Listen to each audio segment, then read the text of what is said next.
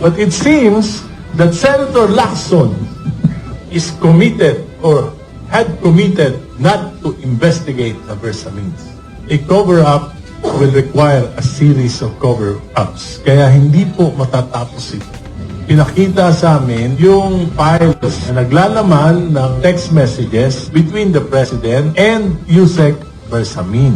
Nakalagay doon, 7 billion. Report siya kay Presidente na tanggap na lahat ng 7 billion at susunod niya yung kwenta kung saan-saan napunta yon. May mga napunta doon sa mga kandidato na alyansa, 11. 12 po yung kandidato na alyansa, 11 yung nabigyan.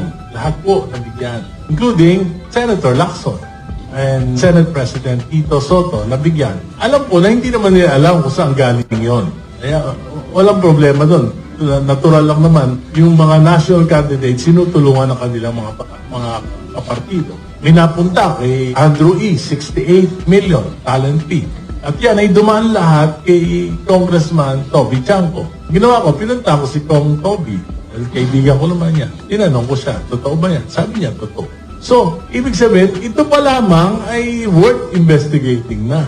Yung pinakita sa akin ang mga text messages, merong ibang issue, not just the campaign, pero may mga national issues na patrabaho si Presidente kay Yusek Bersamin. Kung totoo o hindi ito, malalaman natin kung papatawag na Senado si Yusek Bersamin, si E.S. Bersamin, tawag lang para magkaalaman. By the way, ni-reveal yan ni Congressman Tino February 9. Ano date na ngayon?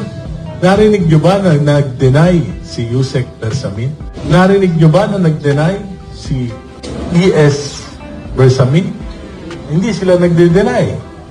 Si Leandro Libiste ba nag-deny na inausap niya kaming 5 congressman?